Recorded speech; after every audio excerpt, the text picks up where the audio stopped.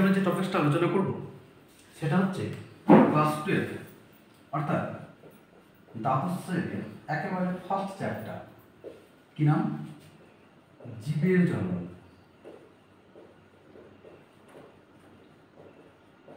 ওকে, প্রথমত আমাদের পড়ার কনসেপ্টের ভিত্তিতে আমরা প্রথমে তো বলেছিলাম যে আমাদের এই জীবের জননে কি কি আছে, কি কি আমরা পড়বো পুরো চ্যাপ্টারতে, সেটা প্রথমত আমরা একটা সারসংক্ষেপ দেখে নেব, তারপর আমরা প্রত্যেকটা টপিক কিন্তু ডিটেলস আলোচনা করব।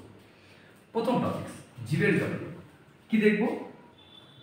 প্রথমত হচ্ছে স্যার জীব কি বা জীবন কি। ওকে, জীব কি বা জীবন কি। আচ্ছা, কিছু কিছু জন ভাবে জীবন হচ্ছে সেটাই তুমি আমার জীবন, আদপে কিন্তু সেটা নয়, কেননা সেটা জীবন নয়, সেটা কি মরণ। ওকে, সেই জীব বা জীবন সম্বন্ধে পড়ব এবং জীবের যে গুরুত্ব বা জীবনের যে গুরুত্ব সেটা সম্বন্ধে। ওকে, পরে 2 নম্বর টপিক কি আসবে স্যার? জনন সম্বন্ধে। জনন কি? রিপ্রোডাকশন। What is reproduction? এক কথায় রিপ্রোডাকশন বা জনন কথার অর্থ হচ্ছে কি? ছেলেপুলে বলো তৈরি করা বা ছেলেপুলে মানে অপত্য তৈরি করা, অর্থাৎ বাচ্চা কাচ্চা তৈরি করার যে পদ্ধতি সেটা হচ্ছে কিসের? জনন। সেই জনন সম্বন্ধে আমাদের কিন্তু টপিক হচ্ছে। এই জননের মেন পার্ট আমরা কটা পড়বো? 2টো। জননের মেন পার্ট কটা পড়বো স্যার? 2টো। একটা হচ্ছে যৌন জনন আর 2 হচ্ছে অযৌন। আরো ভাগ আছে কিন্তু। ওকে, ধৈর্য ধরে শুনবে। তাহলে প্রথমত কি? যৌন জনন এবং দ্বিতীয়ত কি স্যার করবো? অযৌন জনন। যৌন কথার অর্থ হচ্ছে যেখানে 2টো ভিন্ন ধর্মী গ্যামেট তৈরি হবে। একটা হবে স্যার মেল গ্যামেট আর একটা হবে কি? ফিমেল। কিন্তু অযৌন জননের ক্ষেত্রে যেটা প্রধানত যেটা তৈরি হয় সেটা হচ্ছে রেণু। আরো অন্যান্য ক্ষেত্রে হয় কিন্তু মাইটোসিস অথবা অ্যামাইটোসিস পদ্ধতিতে কিন্তু এর অপত্য তৈরি হয়। আচ্ছা, এরপরে কি দেখবো? যৌন জননের প্রকারভেদ দেখব। যৌন জনন কয় প্রকার? মেনলি 2 প্রকার। একটা হচ্ছে সিনগ্যামি আর 2 নম্বর হচ্ছে কনজুগেশন।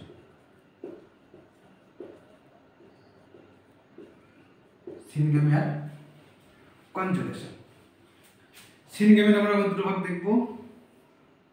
আচ্ছা, সিনগ্যামি কোন জিনিসটা? যেখানে 2টো গ্যামেট তৈরি হবে, ভিন্ন ধর্মী গ্যামেট তৈরি হবে এবং তাদের স্থায়ী একটা মিলন হবে, এবং যেখানে কি তৈরি হবে স্যার? জাইগোট তৈরি হবে।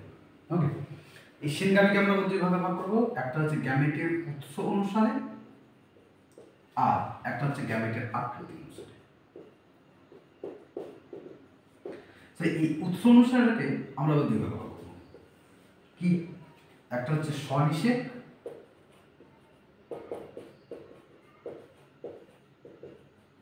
আর একটা হচ্ছে ইতরনিষেক।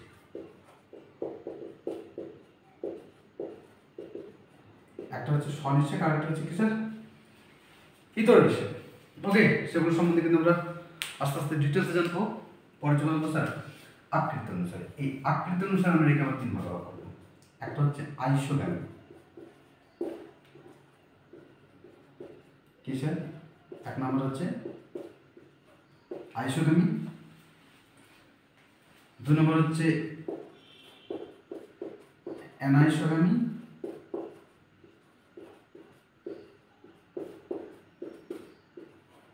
এবং 3 নম্বর হচ্ছে উগ্যামি। তাহলে এই 3টে প্রসেস কিন্তু আমরা জানবো। এছাড়াও আরো 2-একটা বিষয় জানবো, সেটা হচ্ছে হলোগ্যামি।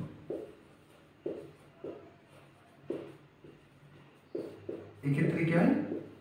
পুরো বডিটাই গ্যামেট ধরে কাজ করে। আমরা ডিটেলস জানবো। ওকে, এরপর সে কি জানবো? যৌন জনন সম্বন্ধে। যৌন জনন কিছু ঘটনাবলী দেখব। যৌন জননে কি দেখবো স্যার? কিছু ঘটনাবলী দেখব। ঠিক আছে, যৌন জননে কি দেখবো? কিছু ঘটনাবলী। কি কি ঘটনা ঘটে? কি কি ঘটনা ঘটে? এতটা দেখা যাচ্ছে? এতটা কি ঘটনা ঘটছে। চলো এখানে এখন দেখা যাচ্ছে না, আমরা ওই দিকে একটু ফলো করি। এটা হচ্ছে আমার ডাস্টার, হ্যাঁ, ডিজিটাল ডাস্টার একটা, কোথাও আমরা ব্যবহার করবো। চলো কি দেখবো শোন, যৌনজননে কিছু ঘটনাবলী দেখবো, কি কি ঘটনা ঘটে। স্যার মনে রাখবে যৌনজননের যে স্টেজ সেটা 3টে ধাপে কিন্তু সম্পূর্ণ হয়।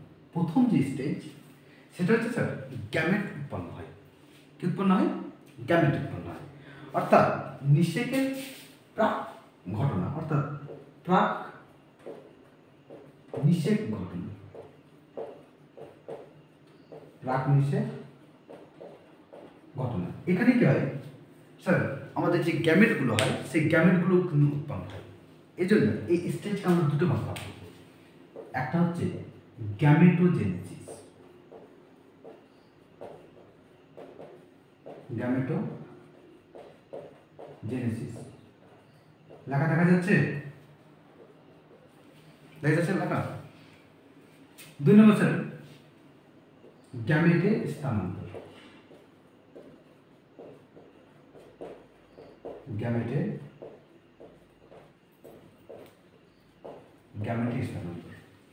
প্রথমত কি হয়েছে, গ্যামেট উৎপন্ন হয়, মেল গ্যামেট এবং ফিমেল গ্যামেট। মেল গ্যামেট উৎপন্ন হওয়ার যে পদ্ধতি তাকে কি বলা হয় স্যার? মেল গ্যামেট উৎপন্ন হওয়ার পদ্ধতিকে কি বলা হয়? স্পার্মাটোজেনেসিস। এবং ফিমেল গ্যামেট উৎপন্ন হওয়ার প্রসেসটাকে বলা হচ্ছে ওজেনেসিস। এবং এই দুটোকে একত্রে বলা হচ্ছে কি? গ্যামেটোজেনেসিস, যেটা আমরা কিন্তু মানুষের জন্ম চ্যাপ্টার। ওকে, তাহলে প্রাক নিষেক ঘটনা দেখলাম। 2 নম্বর কি দেখবো? গ্যামেট উৎপন্ন হলো, গ্যামেট স্থানান্তর হলো। 2 নম্বর কি হবে স্যার? নিষেক হবে, ঠিক আছে? এবং নিষেক কথার অর্থ হচ্ছে শুক্রাণু ডিম্বাণুর যে মিলন সেটা কিন্তু আমাদের হবে। এবং পরবর্তীতে কি হবে স্যার? নিষেক পরবর্তী ঘটনা, নিষেক পরবর্তী ঘটনা। হ্যাঁ, নিষেকের পরে কি কি হয় স্যার? নিষেকের পরে কি হয়? জাইগোট হয়, মরুলা হয়, ব্লাস্টলা হয়, ব্লাস্টলা হয়, তারপরে কি হয় স্যার? ভ্রূণ হয়। এই ভ্রূণের পরেই তৈরি হয় স্যার কি? আমি অথবা তুমি। আমিও তৈরি হয়েছি, মুক্ত ভেতরে হয়েছে। তাহলে যৌনজনন সম্বন্ধে আমরা কি জানবো স্যার? এটার বিষয়ে জানবো, কনসেপ্ট ক্লিয়ার ডাউট আছে? এরপর যেটা জানবো অযৌনজনন। অযৌনজনন সম্বন্ধে কি জানবো? আচ্ছা, এতটাই যাচ্ছে। এবার এখানে আমরা চলে আসি অযৌনজনন। অযৌনজনন সম্বন্ধে কি দেখবো? বিভিন্ন রকম অযৌনজননের ভাগগুলো দেখবো। প্রথমত স্যার অযৌনজনের একটা বেসিক একটা কনসেপ্ট পড়বো আমরা। অযৌনজনের স্যার কিছু বৈশিষ্ট্য পড়বো, বুঝলেন না, কিছু উদাহরণ পড়বো। এবং তারপরে স্যার কি অযৌনজনের কিছু প্রকারভেদ পড়বো, যেমন হচ্ছে স্যার বিভাজন, বিভাজন সম্বন্ধে, হ্যাঁ না? এই বিভাজনকে আমরা 2 ভাগে ভাগ করবো। কিসের? একটা হচ্ছে দ্বিবিভাজন আর একটা হচ্ছে বহু বিভাজন। দ্বিবিভাজন আমরা ভাগ করবো, হ্যাঁ না? তির্যক বিভাজন, অনুদ্রব বিভাজন, অনুপ্রস্থ বিভাজন ইত্যাদি। পরে 2 নম্বরে কি দেখবো স্যার? রেণু উৎপাদন।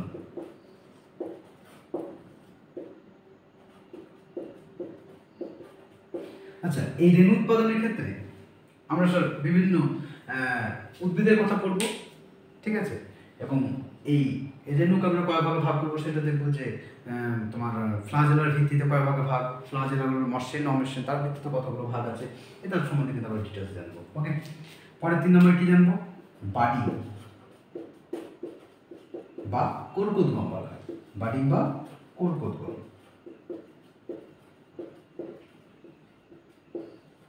বাডিং বা কর্কোদ্গম কোনটা? জি, ধরো আমার দেখছো যে ওয়াশিং মেশিনে কি এখানে একটু ধরো একটু মোটামুটি লাগছে, কি ওয়াশিং মেশিনে এখানে একটু মোটামুটি লাগছে। তোমরা বললে যে স্যার এখানে আপনার মোটামুটি লাগছে কেন? কি ব্যাপার? জামাটা খুলে দেখছি যে এখানটাতে ছোট্ট একটা মাথা, ছোট্ট একটা গলা, 2টা হাত, 2টা পা তৈরি হচ্ছে, ঠিক আছে?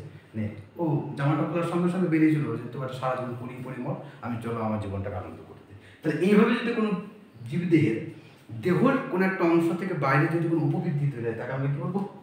বাডিং বা কর্কোদ্গম। ঠিক সেই উপবৃদ্ধি যদি দেহের ভেতরে তৈরি হয় তখন তার নাম হচ্ছে কি? গেমিউ। কি নাম স্যার? গেমিউ। তাহলে দেহের বাইরেটা হচ্ছে বাডিং বা কর্কোদ্গম, যেটা বলা হচ্ছে এক্সটার্নাল, আর গেমিউলটা হচ্ছে স্যার কি?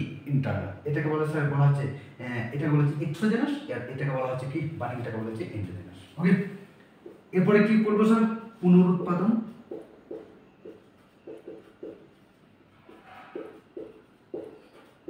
না, তারপর স্যার কি বলবো? খণ্ডীভবন। পুনরুৎপাদনের ক্ষেত্রে কোনটা? যেমন টিকটিকি, তাই তো? টিকটিকি না টিকটিকি? টিকটিকি। যে টিকটিকির যে লেজটা কোনো কারণে যদি আঘাত প্রাপ্ত হয়ে যদি নষ্ট হয়ে যায়, তাহলে সেখান থেকে আবার কি পুনরায় লেজ তৈরি হয়। এই যে পদ্ধতি, সেটা হচ্ছে চাপ পুনরুৎপাদন। এর আমার ভাগ আছে কিন্তু। ওকে, খণ্ডীভবন সম্বন্ধে আমরা জানবো। ওকে, এই সমস্ত যে বিষয়, এগুলো কিন্তু আমরা জানবো কোথায় স্যার? অযৌন জননে। আশা করছি আমরা বুঝতে পারলাম যৌন জনন এবং অযৌন জননে আমরা কি পড়ছি। তাহলে শুধু কিন্তু যৌন জনন অযৌন নয়, জনন নয়, আরো অনেক কিছু আছে, আমরা মুছে দিচ্ছি। ওকে, আর কি কি আছে?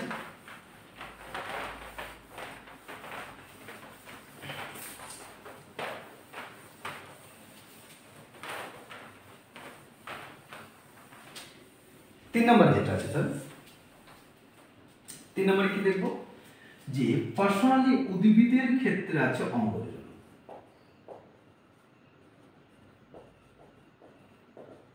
উদ্ভিদের ক্ষেত্রে কি আছে স্যার? অঙ্গজনন। অঙ্গজনন কথার অর্থ কি? যে দেহের কোন অঙ্গ থেকে যদি অপত্য উদ্ভিদ সৃষ্টি হয়, ধরো কোনো কারণে দেখা গেলো যে ওয়াশিং মেশিনের কোনো একটা ধরো কোনো একটা কিছু একটা অ্যাকশন বা কিছু একটা হয়ে গেছে, বাট একটা পটল তুলে দিয়েছে, তা তুমি দেখলে যে ওয়াশিং মেশিনের হাতটা কি আছে এক জায়গায় ধরো পড়ে আছে, তুমি বড্ড কষ্ট পেলে মনে যা হারে ওয়াশিং মেশিনের হাত, তো চলো হাতটা কি করলে, হাতটা নিয়ে এসে একটা টবে খুব সুন্দর করে পুঁতে দিলে, কিছুদিন পরে দেখছো কি সেখান থেকে একটা ছোট একটা মাথা একটা বডি খুব সুন্দর তৈরি হয়ে যাচ্ছে, তাহলে সেটা হয়ে যাবে কি? অঙ্গজনন। বাস্তবে কি এটা সম্ভব হয়? কোনো প্রাণীর ক্ষেত্রে হয় না, কিন্তু উদ্ভিদের ক্ষেত্রে হয়। যেমন দেখো আমার মায়েরা কি করে, যে পুঁই শাক যেটা বা ধরো বাঁশ গাছ, যেটাকে বাঁশ আমরা অ্যাভেলেবেল ফাঁকা জায়গা পেলেই তৈরি হয়ে যায়, হ্যাঁ, আমাদের বাস্তব জীবনেই তাই, বাঁশের কিন্তু খুব গুরুত্ব আছে। অল্প সুযোগ পেলেই কিন্তু দেখবে সেখানে বাঁশ গাছ বেঁচে গেছে, বাঁশ বাগান তৈরি হয়, ঠিক আছে, এবং বাঁশ মানুষ খুব সহজে দিতে পারে আর কি। তো সেই পুঁই গাছ বা সজনে গাছের ডাল কেটে যদি তুমি মাটিতে পুঁতে দাও, বা গোলাপ গাছের চারা যদি মাটিতে মানে কেটে ডাল করে যদি মাটিতে পুঁতে দাও, সেখানে কি হবে স্যার? নতুন একটা উদ্ভিদ তৈরি হবে, যেটাকে আমরা কি বলবো? অঙ্গজনন বলবো, ঠিক আছে।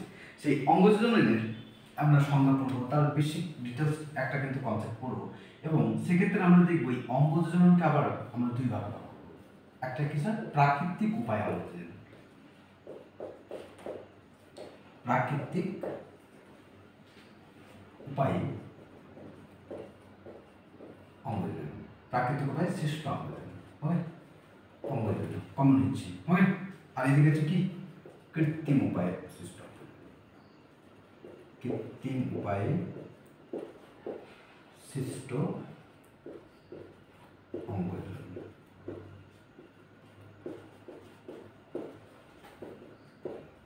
প্রাকৃতিক উপায়ে সৃষ্ট অঙ্গজনন কিরকম? যেমন অটোমেটিক্যালি কিছু কিছু, যেমন উদ্ভিদের মূল কাণ্ড পাতা থেকে কিন্তু সেরকম সৃষ্টি হয়। যেমন স্যার মূল থেকে তৈরি হয় কিছু কিছু, কিছু তৈরি হয় কাণ্ড থেকে, কিছু তৈরি হয় পাতা থেকে, আর কিছু থাকে স্যার বুলবিল। কি থাকে স্যার? বুলবিল। আচ্ছা, আমার একটা ফেসবুক পেজ আছে অসমেশাল বায়োলজি, সেখানে তোমরা যদি যাও সেখানে দেখবে যে কিছু কিন্তু বুলবিল জাতীয় যে চুপড়ি আলু যেটা, ঠিক আছে, সেগুলোর কিন্তু কিছু ছবি আপলোড করা আছে, সেখানে তোমরা গিয়ে একটু ছবিগুলো দেখতে পারো। তাহলে মূল থেকে কি করে প্রাকৃতিক উপায় কাণ্ড থেকে, যেমন পাতা, মানে পাতার একটা উদাহরণ, যেমন পাতারকুচি বা বেগুনি গাছের যে পাতা, সেই পাতার যে কিনারা, সেই পাতার কিনারা থেকে স্যার কি তৈরি? মূল তৈরি হয়, এবং সেখান থেকে স্যার কি নতুন একটা উদ্ভিদ তৈরি হয়। তাহলে এটা প্রাকৃতিক উপায়। এছাড়াও কিন্তু আমরা কৃত্রিম উপায় কিন্তু অঙ্গজনন করি, যেটাকে আমরা কি বলি? বাংলা ভাষায় কলম বলে থাকি, যে আমরা কলম করবো, বাংলা না বাংলাদেশের ভাষাতেও কিন্তু একই বিষয়। এই যে কলম, এই কলমটাকে আমরা আবার কয় ভাগে ভাগ করবো?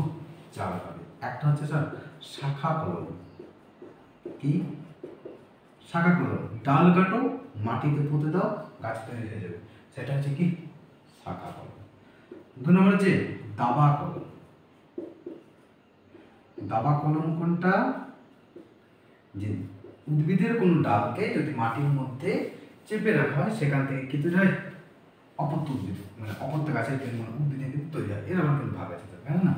তারপর চলে আসবো, সেটা হচ্ছে গুটি কলম।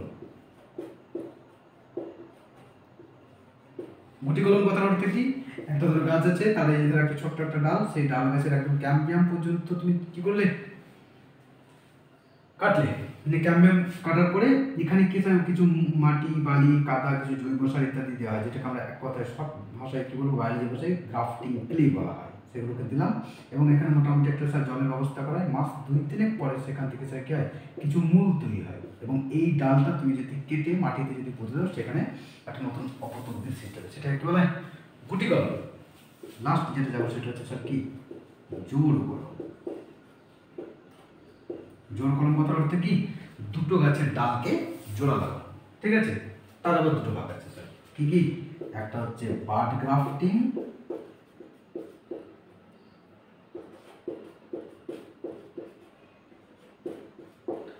আর 2 নম্বর হচ্ছে সিয়ন গ্রাফটিং। বাড গ্রাফটিং আর কি, সিয়ন গ্রাফটিং। তো এগুলো আমরা সব করবো। ওকে, এগুলো কিন্তু আমরা ডিটেলস কিন্তু আলোচনা করবো। 4 নম্বর যৌন জনন করলাম, অযৌন জনন করলাম, অঙ্গ জনন করলাম। এরপর আর একটা পার্ট করবো, সেটা হচ্ছে অপুংজনি। কি বলবো স্যার, অপুংজনি, ঠিক আছে। এবং 5 নম্বর যেটা পড়বো সেটা হচ্ছে মাইক্রোপ্রোপাগেশন বা অনুবিস্তার।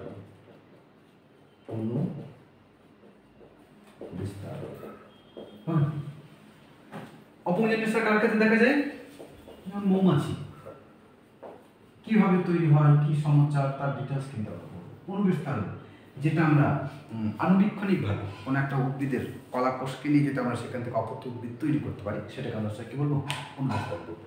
তাহলে আমাদের ক্লাস 12-এর ফার্স্ট চ্যাপ্টার যেটা, ঠিক আছে, সেখানে আমরা কী কী দেখলাম, 5টা টপিক দেখবো স্যার। যৌন জনন সম্বন্ধে পড়বো, অযৌন জনন সম্বন্ধে পড়বো, ঠিক আছে, যৌন জনন পড়বো, অযৌন জনন পড়বো, অঙ্গ জনন পড়বো, ঠিক আছে, অপুংজনি পড়বো, অনুবিস্তার পড়বো। ওকে, তাহলে এই 5টা টপিকস নিয়ে কিন্তু আমরা আলোচনা করবো। আশা করছি বুঝতে পেরেছি যে আমরা এই চ্যাপ্টারতে কী পড়তে চলেছি, ঠিক আছে।